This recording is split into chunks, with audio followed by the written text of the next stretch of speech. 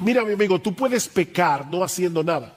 No solo tiene que ver con lo que yo hago con las manos, tiene que ver con lo que yo pienso, tiene que ver con lo que yo razono, tiene que ver con mis motivaciones. En ese sentido, Pablo era como el joven rico, ¿se acuerdan? Cuando llega delante del Señor y le dice, maestro, ¿qué debo hacer? ¿Qué debo hacer para heredar la vida eterna? Oh, ¿tú quieres hacer algo para heredar la vida eterna? Bueno, déjame decirte cómo hacerlo. Noten que Cristo no le dijo, oh, confía en mí. Eso es lo que hubiera dicho un evangelista en el día de hoy. Recíbeme en tu corazón. No. Cristo le dijo, tú tienes los mandamientos. Tú conoces los mandamientos, no adulteres, no mates, no hurtes, no digas falso testimonio, no defraudes, honra a tu padre y a tu madre. Oh, maestro, todo eso yo lo he guardado desde mi juventud. Oh, entonces solo te falta una cosa. Vende todo lo que tienes, dáselo a los pobres y ven y sígueme cargando tu cruz. En una forma muy sabia, el Señor le hizo ver a este joven que creía haber guardado todos los mandamientos, que él estaba violando el 10º. No codiciarás. Por eso no podía dar sus bienes y repartirlos, porque él los codiciaba. Y al codiciar sus bienes, no solo estaba violando el 10º mandamiento, sino también el primero: no tendrás dioses ajenos delante de mí. Así que la ley es como un sándwich: no tendrás dioses ajenos delante de mí, no codiciarás. Si Dios es tu Dios, tu único Dios, vas a obedecer el resto de los mandamientos. La razón por la que codiciamos es porque Dios no es suficiente. Tú codicias cosas, yo codicio cosas, porque Dios no es suficiente. Como bien ha dicho alguien, codiciar es estar descontento con lo que Dios te ha dado, como si tú merecieras más. Incluye la envidia, la autocompasión, la queja. Ahora, debo aclarar que no es pecaminoso desear cosas. Pero dice este mismo autor, si te amargas y te abates por no tenerlas, es porque tu deseo se ha convertido en una codicia idolátrica. Ese es el problema. Que tú desees algo no está mal, pero si el hecho de no tener ese algo te llena de amargura, te llena de descontento, te llena de queja, ese algo ha suplantado a Dios en tu corazón. Estás sustituyendo a Dios por las cosas. Y eso fue lo que sucedió con el apóstol Pablo, y fue lo que le hizo ver su condición de pecador perdido. Ahora, ¿cómo fue que sucedió eso en la vida de Pablo? Porque este es un pasaje autobiográfico. Pablo nos está mostrando cómo fue que él llegó al conocimiento de Cristo, y lo hace porque el caso de Pablo es típico. O sea, Pablo está aquí hablando de Pablo, pero está hablando de ti y de mí. Es un ejemplo que nos ayuda a todos. ¿Cómo fue que Pablo se dio cuenta de algo que no había visto en toda su vida de fariseo? Bueno, Sinclair Ferguson, un teólogo y pastor escocés, nos da una suposición de lo que pudo haber pasado en la vida de Pablo. O sea, no estoy siendo dogmático, pero creo que Sinclair Ferguson probablemente se está acercando a lo que sucedió en el corazón de Pablo, tomando algunas pistas del Nuevo Testamento. Mis hermanos, ¿de dónde era Pablo? ¿Saulo de qué? De Tarso. ¿Y dónde quedaba Tarso? En la región de Cilicia. ¿Y a qué facción religiosa pertenecía Pablo? A los fariseos. Así que Pablo era de Tarso, de la región de Cilicia, y era fariseo, que era la religión más estricta de Israel. Ahora, Pablo no era cualquier fariseo. Dice en Gálatas capítulo 1, versículo 14, que Pablo se había propuesto llegar a ser el israelita más celoso y más aventajado en la ley. Pablo se había propuesto eso. Y por su propio testimonio en Filipenses capítulo 3, parece que casi lo logra. Dice, mira, ¿saben qué? En cuanto a la ley yo era irreprensible, externamente. Yo era irreprensible. Pablo se había propuesto, Pablo codiciaba ser el mejor. Hermanos, escuchen esto. Tú puedes codiciar ser el mejor en algo bueno y estás pecando. Tú puedes codiciar ser la mejor madre, ser el mejor esposo, ser la mujer más modesta de la iglesia, ser el que más sabe de Biblia. Si tú quieres lograr esa meta para tu gloria, eso es una codicia idolátrica. Porque fue lo que pasó con Pablo. Yo quiero ser el más piadoso. Pablo codiciaba eso en su corazón. Pero entonces sucedió el incidente de Hechos 6. Cuando Pablo se enfrenta con Esteban y lo escucha predicar. Oigan lo que dice Pablo, Lucas, en Hechos, capítulo 6, versículo 8. Dice que Esteban era lleno de gracia y de poder y hacía grandes prodigios y señales entre el pueblo. Entonces se levantaron unos de la sinagoga llamado de los libertos y de los de Cirene y de los de Alejandría y de Cilicia y de Asia, disputando con Esteban. ¿De dónde era Pablo? De Tarso, de la región de Cilicia. De manera que Pablo estaba en ese grupo, y de hecho Lucas después lo confirma explícitamente en Hechos capítulo 7, versículo 58. Ahora, mientras ellos más argumentaban con Esteban, Lucas nos dice que no podían resistir a la sabiduría y al espíritu con el que hablaba. Por decirlo de alguna manera, Pablo se había topado con la horma de su zapato. ¿Y qué pasó?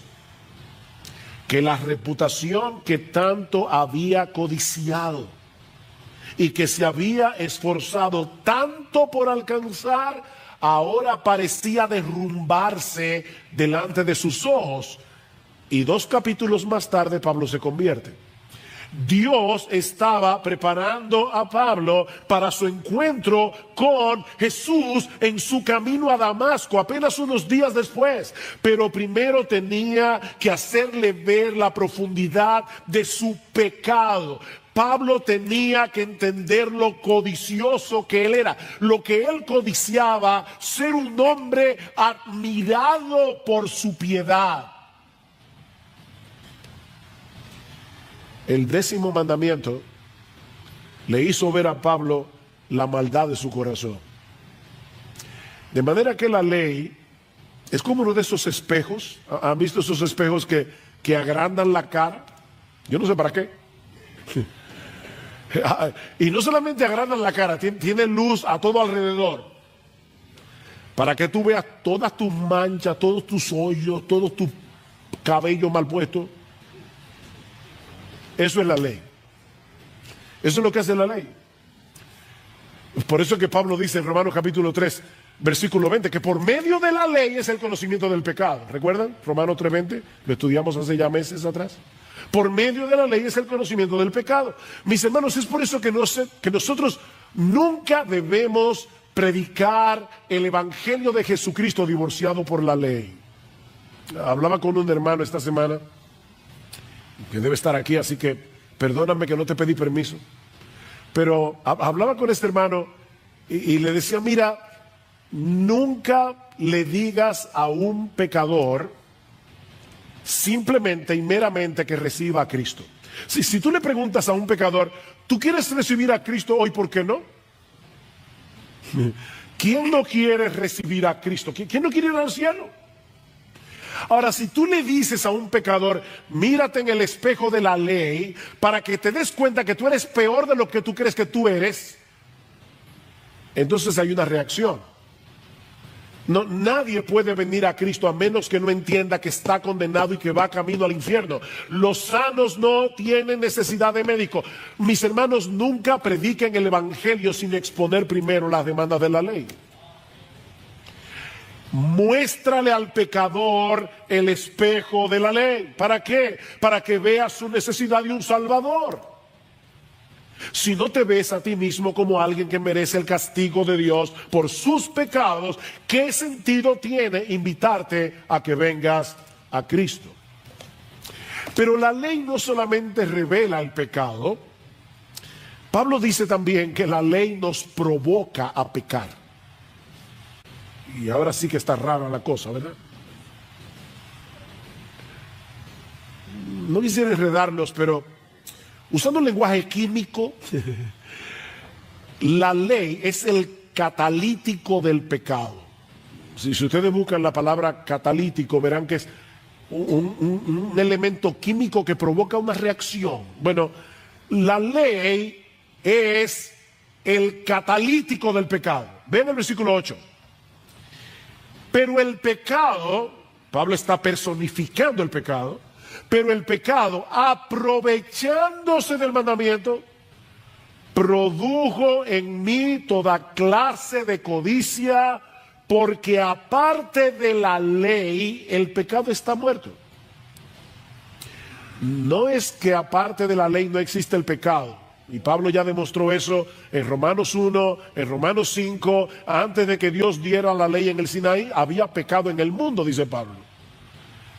Pero el pecado está aletargado hasta que te dicen no lo hagas. Eso es lo que Pablo está diciendo aquí. Versículo 9. Y en un tiempo yo vivía sin la ley, pero al venir el mandamiento, el pecado revivió y yo morí. Recuerden la pregunta, ¿es pecado la ley? Pablo dice, de ningún modo. Sin embargo, aunque la ley no es pecado, el pecado se aprovecha de la ley para despertar en nosotros nuestras pasiones pecaminosas. Ya Pablo lo dijo en el versículo 5, porque mientras estábamos en la carne, las pasiones pecaminosas despertadas por la ley. Miren, basta con que se nos prohíba hacer algo para estar locos por hacerlo. Esa es nuestra naturaleza. No porque la ley es mala, sino porque tú y yo somos malos. ¿Es pecado la ley? No, pero tú sí eres pecador y yo también. Ese es el problema. Y no solamente la ley despierta el pecado que hay en nosotros, el problema es más profundo. El problema es que tú y yo queremos ser Dios. Y la ley es un recuerdo constante de que no lo somos. ¿Qué le dijo el diablo a Adán y a Eva en el paraíso? Seréis como Dios. Ese susurro sigue siglo tras siglo, seréis como Dios. El problema que tenemos con la ley es que la percibimos como un atentado contra nuestra soberanía. ¿Se entendió eso? La ley es un atentado contra nuestra soberanía. Queremos hacer lo que nos venga en ganas, de manera que al toparnos con la prohibición sentimos el impulso de querer reafirmar nuestro derecho de autodeterminación haciendo exactamente lo que la ley prohíbe. Padres, ¿ustedes no han visto eso miles de veces en sus hijos? Papi, yo quiero hacer esto. No, tú nunca me dejas hacer nada. Óyeme, de verdad, tu papá, niños que están aquí, tu papá nunca te deja hacer nada. Pero es la rebelión del corazón, que está desde que nacemos. Cuando estudiaba este pasaje durante la semana, recordé algo que había leído hace muchos años atrás, en las Confesiones de San Agustín. Y de paso, ese es uno de los libros que yo recomendaría que alguna vez en tu vida léelo. Léelo, te va a hacer mucho bien. Dice Agustín en el libro 2, capítulo 4 creo, que cuando él era adolescente, Él y un grupo de amigos decidieron meterse en un patio ajeno para robar peras. Y él dice, nos llevamos una cantidad enorme de peras, no para comerlas, aunque algunas comimos, sino para echárselas a los puercos. Y ahora dice, realizamos esa acción por el mero hecho de que estaba prohibida. Eso era todo. No fue por necesidad, no es que ellos tenían hambre. De hecho, me encanta en cierto modo porque es triste, pero dice Agustín más adelante que en el patio de su casa él tenía peras en abundancia y mejores, pero las arranqué del árbol por el hecho de robar. Y si alguna de ellas entró en mi boca, solo el pecado la hizo sabrosa. ¡Wow! Este hombre está analizándose delante de Dios, son sus confesiones. Pero ahora escuchen lo que dice un poquito más adelante. ¿Qué fue pues lo que amé yo en aquel hurto? Y él responde, poder hacer algo sin ser castigado, parodiando o imitando así la omnipotencia de Dios. Ahora sí se fue profundo este hombre. Él está diciendo, yo quería hacer algo y que nadie pudiera tocarme, porque yo estaba imitando la omnipotencia divina. Yo quería ser soberano como Dios. ¿Ven el problema que tú y yo tenemos? Queremos ser como Dios. Y su ley es un recordatorio constante de que no lo somos. El pecado es una fuerza que habita en nosotros y que nos lleva a aborrecer, nos lleva a odiar con todas las fuerzas de nuestro ser todo lo que se opone a ese deseo dominante del corazón de ser el único soberano de nuestra vida.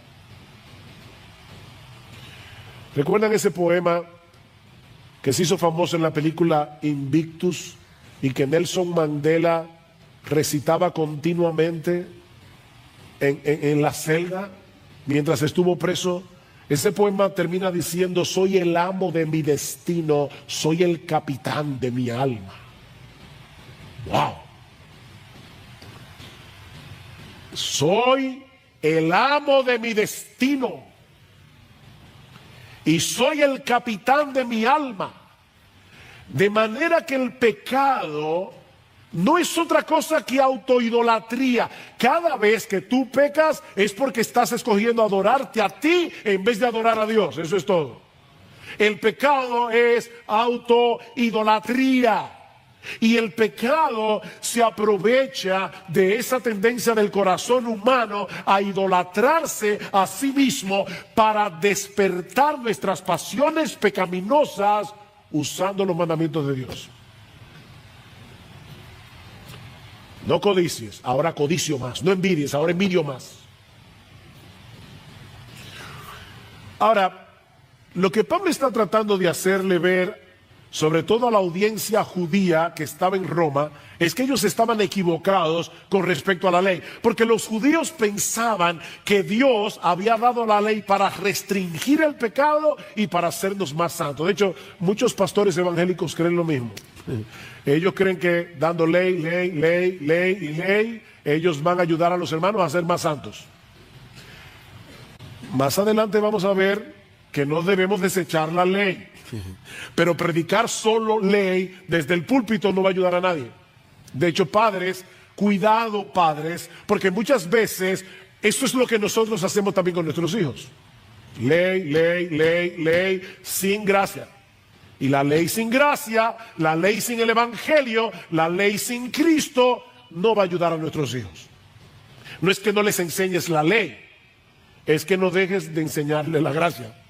no dejes de predicarles el evangelio de la justificación por la fe sola. Bueno, Pablo le dice a esos judíos: ustedes están equivocados. La ley no restringe el pecado, lo provoca. La ley no restringe el pecado. Más bien el pecado se vale de la ley para movernos a hacer eso mismo que la ley prohíbe. La ley es la base de operaciones que usa el pecado para llevarnos a pecar. Y eso nos lleva a la tercera enseñanza de nuestro pasaje. Precisamente porque la ley revela el pecado y nos provoca a pecar, la ley en sí misma no produce vida, produce muerte. La ley en sí misma no produce vida, la ley produce muerte. Vean otra vez el versículo 9. Y en un tiempo yo vivía sin la ley, pero al venir el mandamiento, el pecado revivió y yo morí. Y este mandamiento que era para vida, a mí me resultó para muerte. Ahora, hermanos, ¿en qué momento de su vida Pablo vivía sin ley? Y ya decíamos, él era judío. A todo niño judío se le enseñaban los 10 mandamientos casi mientras bebía la leche de su mamá. Y Pablo era fariseo, educado en la escritura. ¿Qué es lo que Pablo nos está diciendo aquí? Que hubo una época en su vida en la que él pensaba que estaba espiritualmente vivo. Él está hablando de su experiencia. Yo creía que estaba vivo. Yo creía que estaba vivo, que estaba bien con Dios por mi obediencia a la ley. Pablo creía que estaba espiritualmente vivo porque se apegaba externamente a la letra de la ley. Pero entonces Dios abrió su entendimiento y por primera vez en su vida Pablo se dio cuenta de su verdadera condición delante de Dios. El 10º mandamiento despertó la conciencia de Pablo y le mostró que en realidad estaba muerto. Y por eso dice en el versículo 9, y este mandamiento que era para vida, a mí me resultó para muerte. Voy a decir algo bien extraño ahora. Miren, si un ser humano, desde que nace hasta que se muere, pudiera obedecer perfectamente la ley, tendría vida eterna. Tú quieres salvarte guardando los mandamientos, no hay problema. Solo que tienes que obedecerlos perfectamente desde que naces hasta que te mueres. Solamente. Y en todo sentido, externamente, internamente. Escuchen lo que dice Levítico 18. Mis ordenanzas pondréis por obras y mis estatutos guardaréis andando en ellos. Yo, Jehová, vuestro Dios. Por tanto, guardaréis mis estatutos y mis ordenanzas, los cuales haciendo el hombre vivirá en ellos. Hazlos. Obedece y vivirás. Eso fue lo que le dijo Dios a Adán en el paraíso. Obedece y vivirás. El problema es que el hombre no puede cumplir la ley como la ley debe ser obedecida. Perfectamente y completamente. Recuerden que la ley es como un globo. Si tú pinchas el globo, no importa por dónde lo pinches, dañaste el globo. Pablo dice en Gálatas capítulo 3 versículo 10, todos los que dependen de las obras de la ley para salvarse están bajo maldición. Todos los que están tratando de salvarse guardando los mandamientos son unos malditos, dice Pablo, malditos de Dios. ¿Por qué? Porque dice la Biblia, maldito todo aquel que no permaneciere en todas las cosas escritas en el libro de la ley para hacerlas. ¿Ven el punto? La ley es santa, pero nosotros no lo somos. Padecemos de una impotencia culpable. Es decir, no podemos obedecer la ley. Ay, el pobre, él no puede y le están pidiendo que lo haga. No es una impotencia culpable. No podemos obedecer la ley porque amamos el pecado. No podemos obedecer la ley porque amamos hacer exactamente lo contrario. Dice Pablo en Romanos capítulo 8 versículo 7, la mente no regenerada es enemistad contra Dios. porque no se somete a la ley de Dios ni tampoco puede. No puede porque no quiere, no quiere porque no puede. Ponlo como tú quieras. Déjame ilustrarlo de esta manera. Martin Lloyd-Jones le tomé prestada esta ilustración. Vamos a suponer por un momento que un individuo, amigo tuyo, te pidió una cantidad bastante considerable de dinero prestada. Tú le prestaste el dinero y cuando llega el día de pago, el individuo va a tu casa y te dice: ay, mira, yo lo lamento mucho, pero no te puedo pagar, no puedo pagarte. Yo te ruego, por favor, que me extiendas el plazo, no te puedo pagar. Y se abre así, saca los bolsillos y dice: mira, no tengo nada, saca la cartera, estoy en ruinas. Tú te conmueves y cuando estás a punto de extenderle el plazo, el individuo sigue hablando y te dice: mira, la verdad es que yo había reunido el dinero para pagarte, pero ayer fui al casino y me puse a jugar a la ruleta. Y además de todo fui con unos amigos y le pagué todos los tragos, se los pagué y me arruiné. ¿Y ahora le vas a extender el plazo? Es verdad que el individuo no te puede pagar, pero su incapacidad de pagarte es una incapacidad culpable. Bueno, lo que estamos diciendo aquí, mis amados hermanos, es que nuestra incapacidad de cumplir la ley no nos exonera, sino que agrava nuestra culpabilidad. No podemos obedecer la ley de Dios, no por culpa de la ley, sino por culpa de nosotros mismos, que amamos el pecado. Noten el versículo 11. Porque el pecado, aprovechándose del mandamiento, me engañó, y por medio de él me mató. Oh, esa es la raíz del problema. No es la ley la que te mata, es el pecado usando la ley. El pecado es tan astuto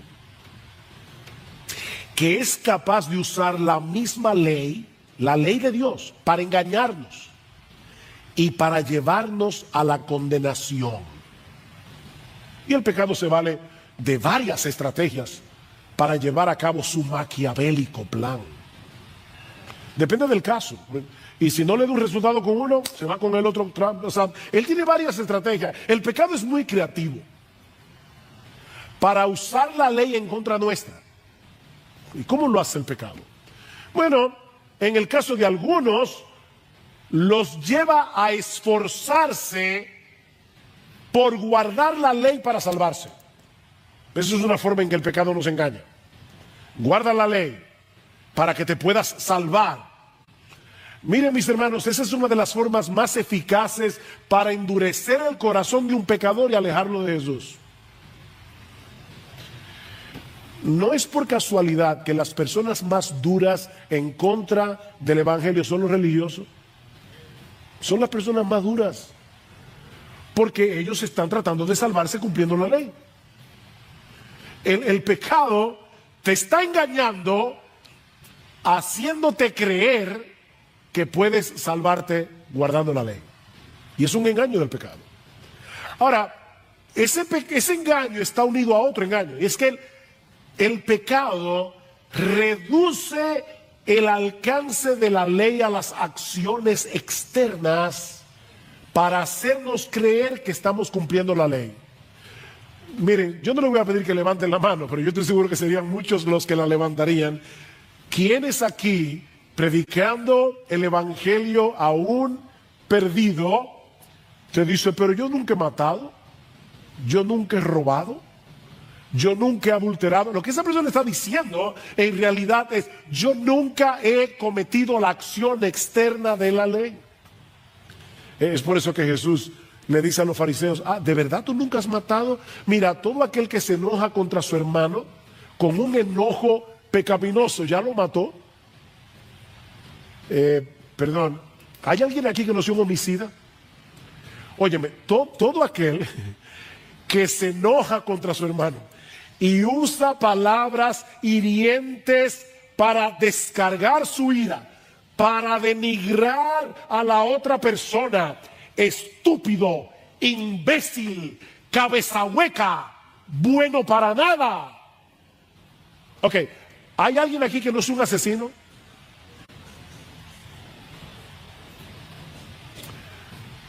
Todo aquel que mira a una mujer que no sea la tuya para codiciarla, ya adulteró con ella en su corazón.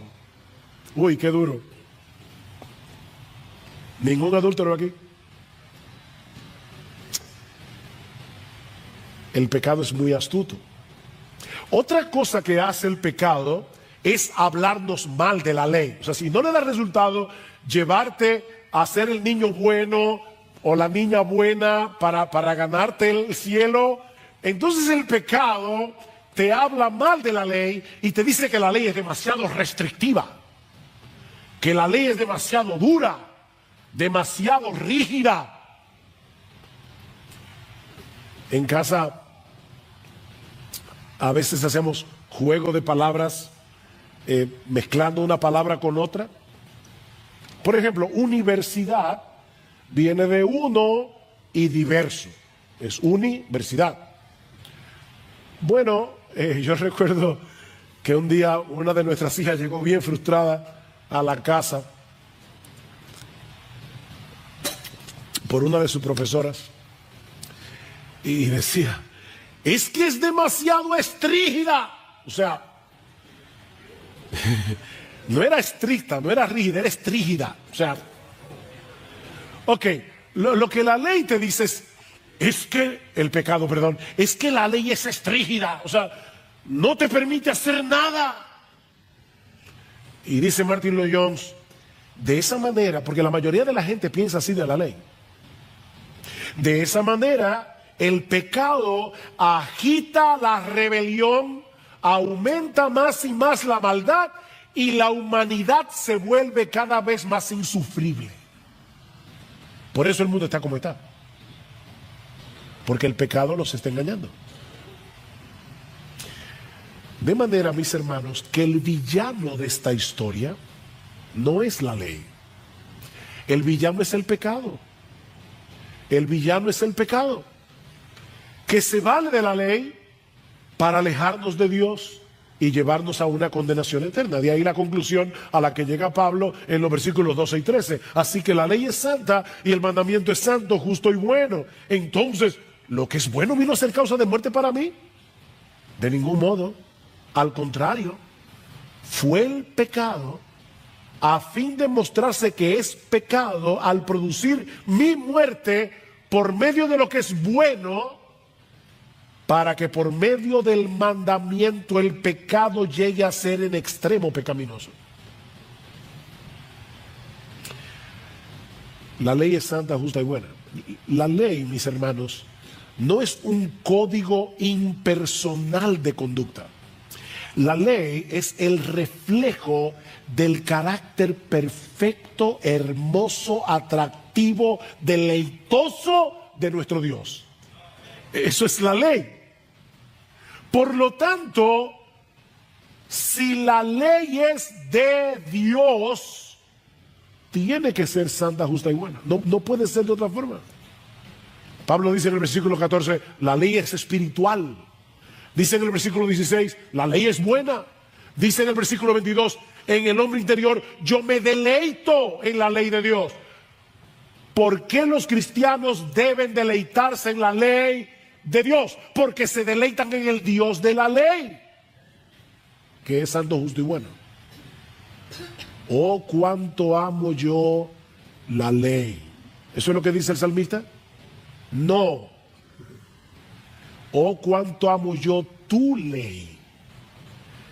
Es tu ley y por eso la amo. Yo sé que tú me amas. Yo sé que eres infinitamente sabio. Yo sé que eres infinitamente bueno. ¿cómo no voy a amar esa ley que emana de ti, que es para mi bien? Y ahí todo lo que dice David en el Salmo 19 que leímos al principio, por eso quise que se leyera ese texto, perdón. La ley de Jehová es perfecta. La ley de Jehová es confiable. La ley de Jehová es recta. La ley de Jehová es pura. La ley de Jehová permanece para siempre.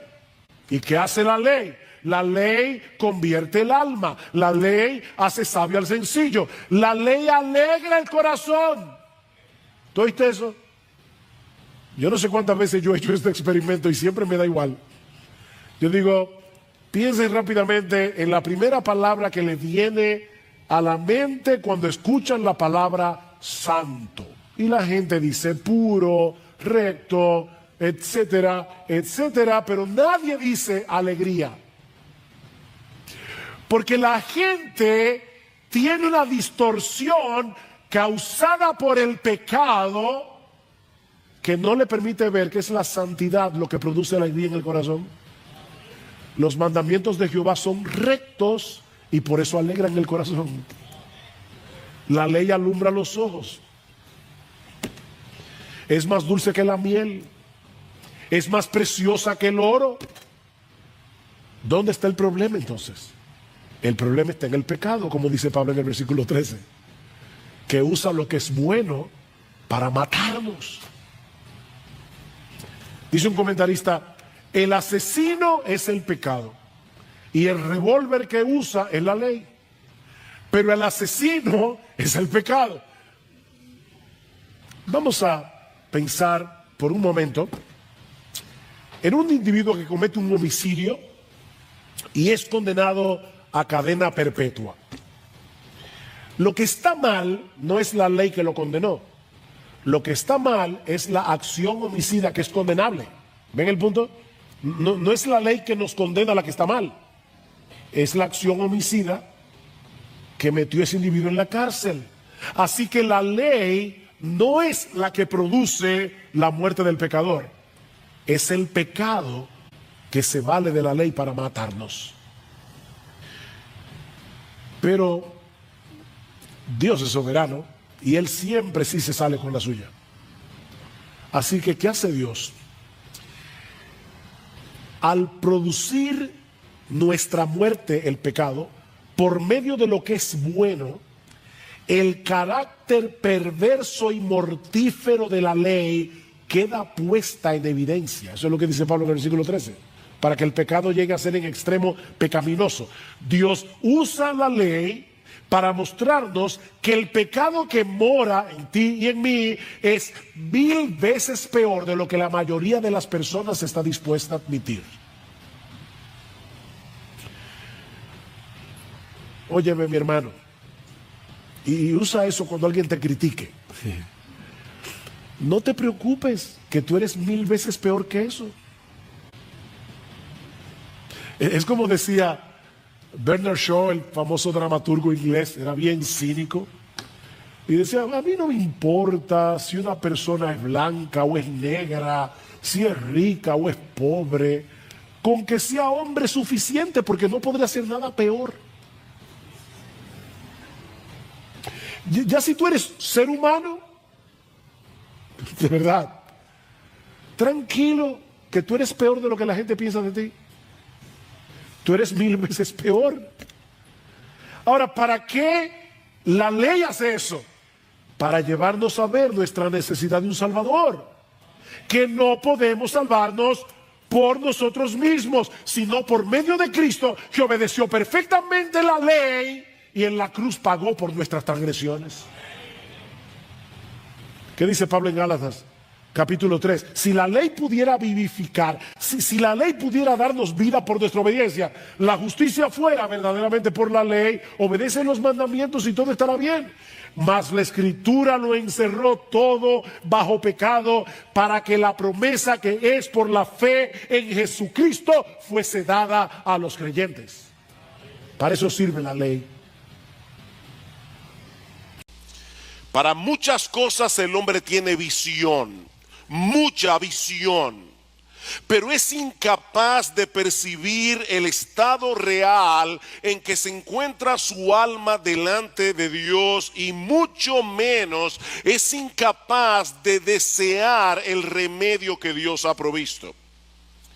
Pablo dice en 2 Corintios capítulo 2 versículo 14 que el hombre natural, es decir, el hombre tal como sale del vientre de su madre, el hombre que todavía no ha nacido de nuevo, que no ha sido regenerado, no percibe las cosas que son del Espíritu de Dios, porque para él son locura. Pablo dice que no las puede entender porque se han de discernir espiritualmente. Y en 2 Corintios 4:3 Pablo dice de manera más explícita que el Dios de este siglo cegó el entendimiento de los incrédulos para que no les resplandezca la luz del evangelio de la gloria de Cristo, el cual es la imagen de Dios. El hombre incrédulo está espiritualmente ciego, y con una ceguera que es 1000 veces peor que la física, porque ni siquiera le permite darse cuenta de que él está ciego.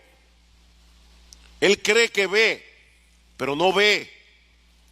Y ese es precisamente el tema de la porción del Evangelio de Marcos que estudiaremos en esta mañana. Marcos capítulo 8, vamos a estar viendo los versículos 1 hasta el 26. Es un pasaje muy extenso, por lo que no vamos a detenernos en cada uno de los detalles que aparecen allí, pero aún así, mis hermanos, vale la pena entender esta porción del Evangelio de Marcos como un todo para poder ver el hilo de pensamiento que corre a través de esta sección del Evangelio.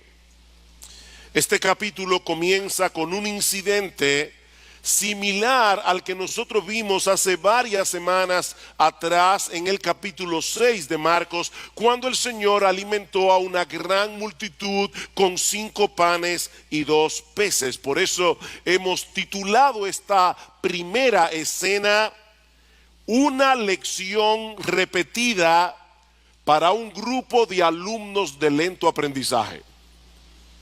¿Qué es lo primero que nosotros tenemos en los versículos 1 al 9 del capítulo 8 del Evangelio de Marcos? Una lección repetida para un grupo de alumnos de lento aprendizaje. Marcos capítulo 8 versículos 1 al 3. En aquellos días, es decir, que Marcos está conectando lo que él ha venido describiendo del ministerio de Jesús en esa región llamada Decápolis, al otro lado del Jordán. Dice: en aquellos días, cuando de nuevo había una gran multitud que no tenía que comer, Jesús llamó a sus discípulos y les dijo: tengo compasión de la multitud, porque hace ya 3 días que están conmigo y no tienen que comer. Y si los despido sin comer a sus casas, desfallecerán en el camino, pues algunos de ellos han venido de lejos. El Señor Jesucristo se encuentra todavía, como decía hace un momento, en esta región de Decápolis con sus discípulos, un territorio poblado mayormente por gentiles. Y Marcos nos dice que una vez más, de nuevo, dice en el versículo 1, se reunió en torno a él una gran multitud que no tenía que comer. ¿Cuánto desearíamos los pastores siempre tener congregaciones así? ¿Ustedes se imaginan 3 días aquí predicando la palabra y que a ustedes se les olvide que no tienen que comer? Eso sería fantástico. Pero después me desperté. Estas personas, es que yo quiero que ustedes noten esos pequeños detalles que aparecen en el Evangelio de Marcos. Estas personas, mis amados hermanos, se habían absorbido tanto en las enseñanzas de Jesús durante 3 días que aparentemente no se habían dado cuenta que sus provisiones se habían comenzado a agotar y ellos estaban en un lugar desértico, así que era una situación desesperada, y Marcos dice que eso movió al Señor a compasión. Y la palabra que se usa aquí, la palabra griega, significa literalmente que a Jesús se le removieron las entrañas. Algunos habían venido desde muy lejos, por lo que no iba a ser fácil para ellos encontrar provisiones, y Jesús sabía que ellos podían colapsar en el camino. Eso es lo que significa literalmente la palabra desfallecer en el versículo 3. Jesús sabía que ellos iban a colapsar si se iban a sus casas. Y mis hermanos, ¿saben lo que eso nos enseña? Que el Señor Jesucristo es un Salvador compasivo. Él no se conmueve únicamente por nuestros problemas espirituales y eternos. Él también está consciente, Él también está atento a nuestros problemas terrenales y temporales. Él no es indiferente al hambre, Él no es indiferente a la enfermedad, y eso lo vemos una y otra vez en los evangelios. Su corazón es movido a misericordia ante todo tipo de necesidad, ante todo tipo de sufrimiento. Ahora, lo interesante que nosotros vemos en este pasaje es que Él quiere desarrollar en los suyos, es decir, en ti y en mí, esa misma clase de compasión, esa misma clase de misericordia. Y es por eso que en el versículo 2 el Señor comparte su inquietud con los discípulos. Le dice: tengo compasión de la multitud. Y de paso es la primera vez y la única vez en los evangelios donde se dice eso del Señor de la boca del Señor mismo. O sea, los evangelistas dicen que Él tenía compasión, pero ahora es Cristo el que está abriendo su corazón y dice: tengo compasión. Tengo compasión por esta multitud, porque hace ya 3 días que están conmigo y no tienen qué comer.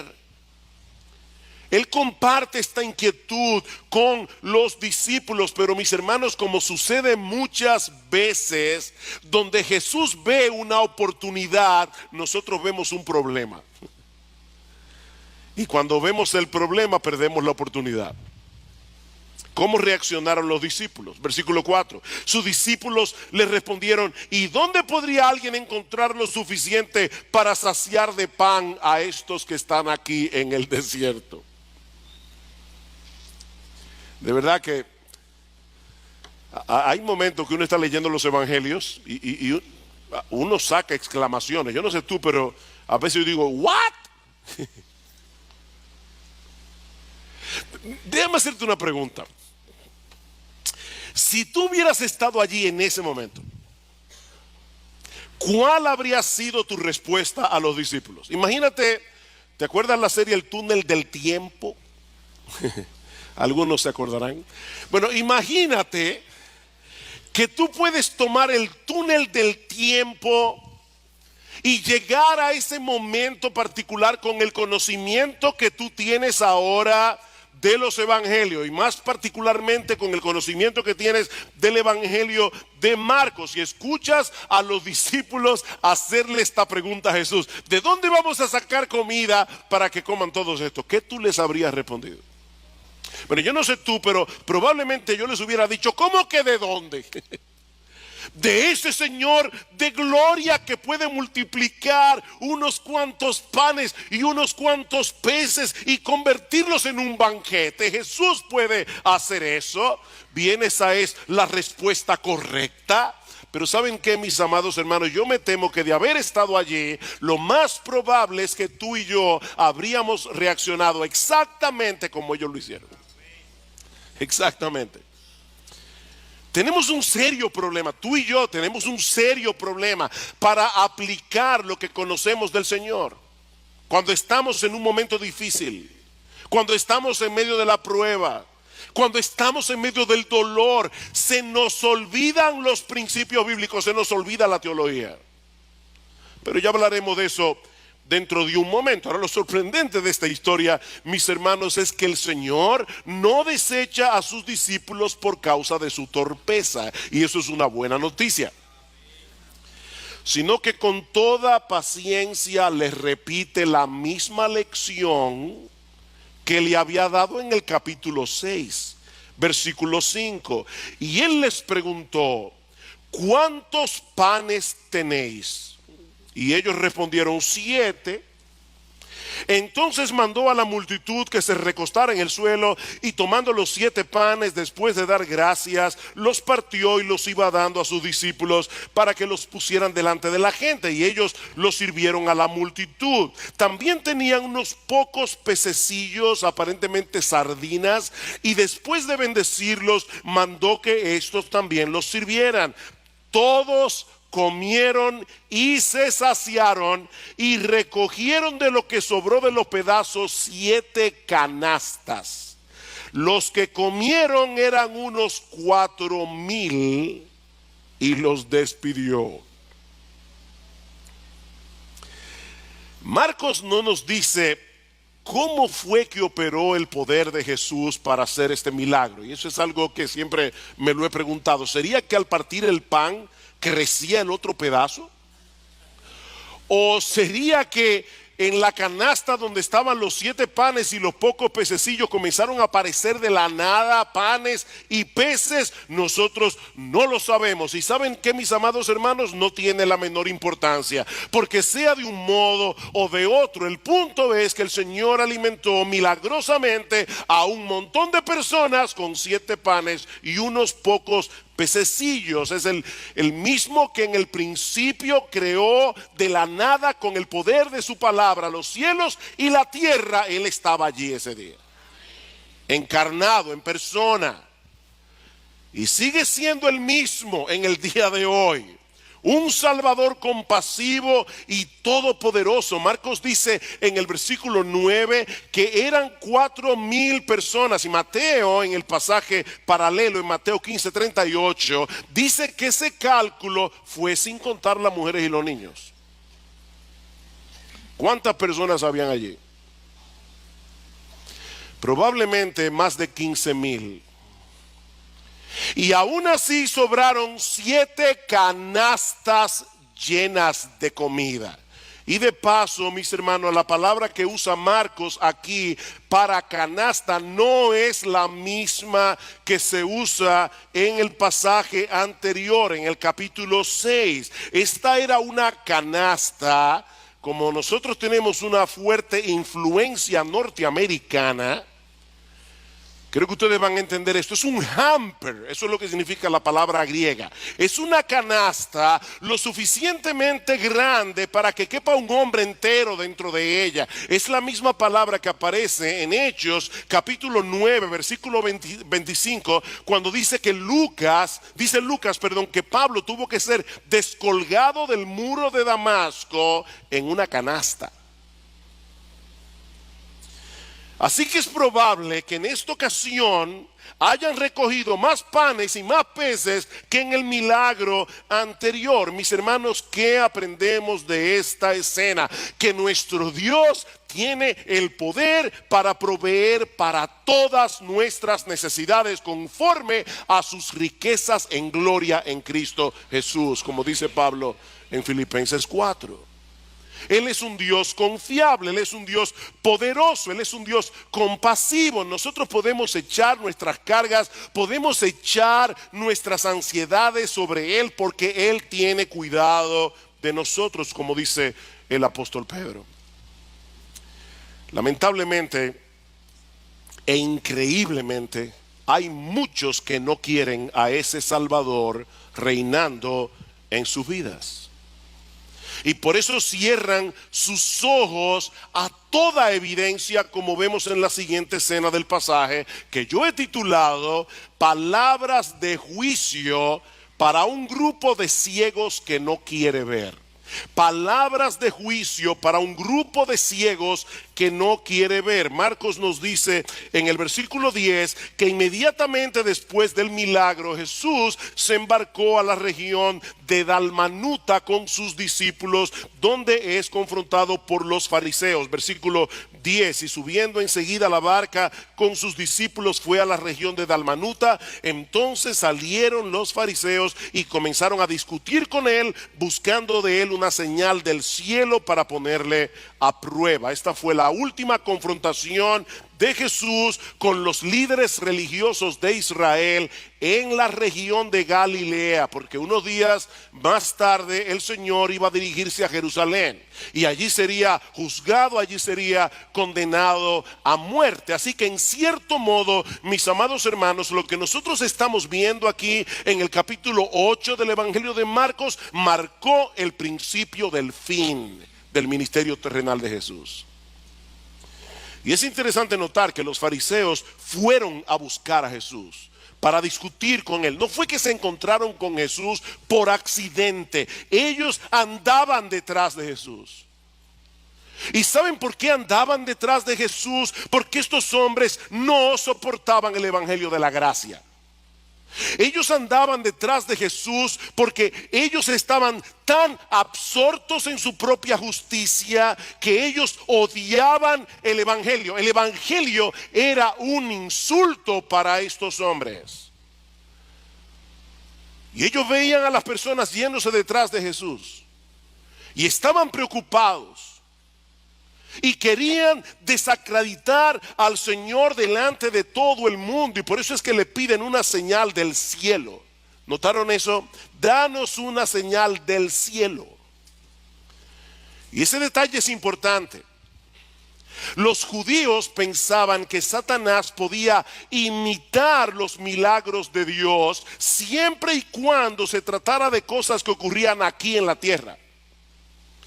Pero ellos creían que Satanás no puede imitar los milagros que ocurren en el cielo. Y eso es precisamente lo que ellos están pidiendo aquí.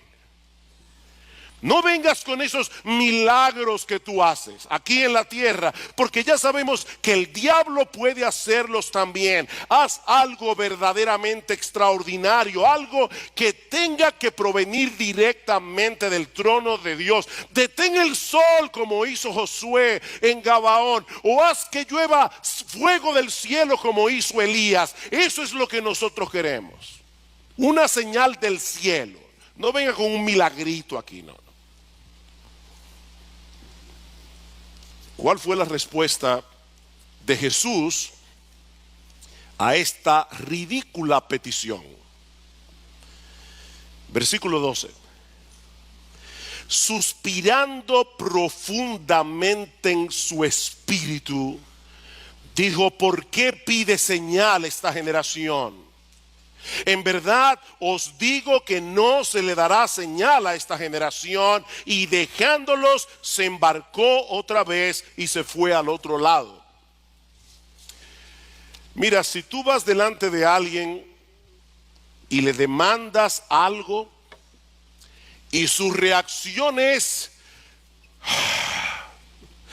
un profundo suspiro, déjame decirte algo. Puedes estar seguro que lo que sigue no será nada bueno.